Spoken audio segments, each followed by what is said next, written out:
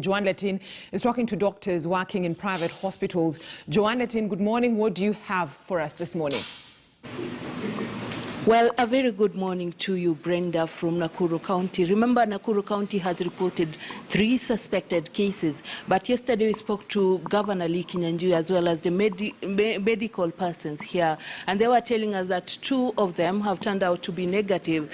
One is yet to receive results from the influenza lab in Nairobi. But allow me to speak to the private sector here today on the preparedness in handling the coronavirus. Thank you, sir, for joining us. Tell us your name and also bring us to speed on how prepared you are as the private sector. Good morning, madam. My name is Santosh Devaraj. I am the Vice President for Medical Hospital Nakuru. And presently, as we are having the close surveillance on COVID-19, and we are closely working with the county government and the Ministry of Health and the public facilities. So we have interacted a lot, and we have discussed in depth how to go about the present scenario and how to alert each other, and in case if it is anything, and we have visited their premises and we have seen the facility and the isolation center, and it is very welcoming and it gives confidence to even the private sectors what is next and how we can move forward with the county.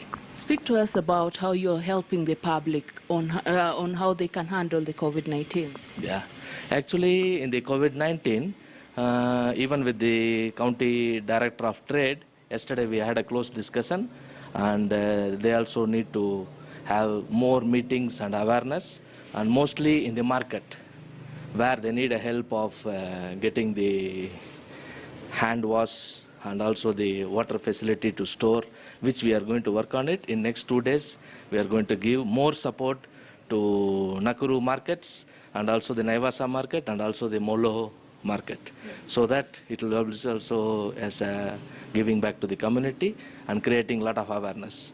And it's not only giving this one, and we have to tell them about the hand washing techniques, how it has to be.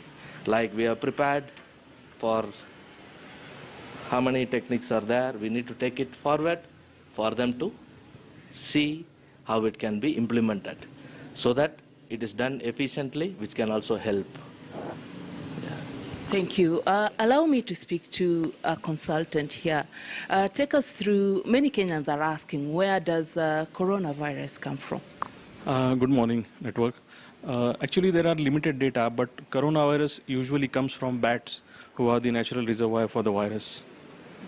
So first the virus was detected in China. From there it has migrated the whole world, and each and every country is getting affected by it right now. Are some people more at risk than others? Definitely, there are some people who are at more risk, especially the elderly, above 65 years, those people who have renal diseases, liver diseases, cancer, and those who are on immunosuppression. Why should one get tested if they think they have COVID-19? If a person has got symptoms like fever, respiratory tract symptoms like cough, and very importantly, breathing difficulty, they have to report to the medical authorities to get tested.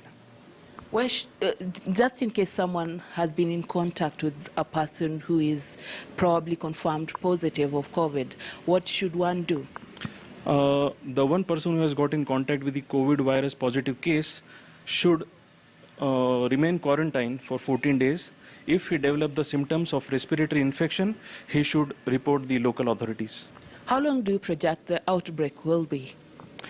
Usually it is difficult to tell, as we are dealing with a new virus. Limited data of epidemiology is present, but usually it might take 2 or 3 months to come out of it.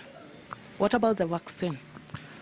Vaccine, we are yet to get access to the vaccine, but many countries and many pharmaceutical companies are working upon the vaccine candidates. As we speak, according to Johns Hopkins University research, it's that 7,900 people have died from coronavirus, but about 80,000 have recovered. Tell us about this. Usually coronavirus is similar to our flu infection.